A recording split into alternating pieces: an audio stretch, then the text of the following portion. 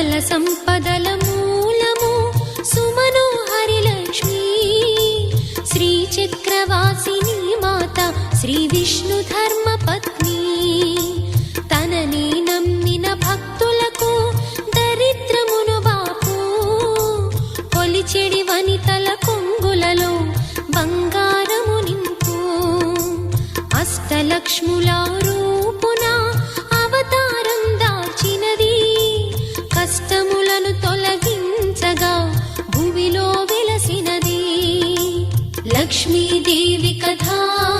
శ్రీ లక్ష్మీదేవి కథ లక్ష్మీదేవి కథ శ్రీ లక్ష్మీదేవి కథ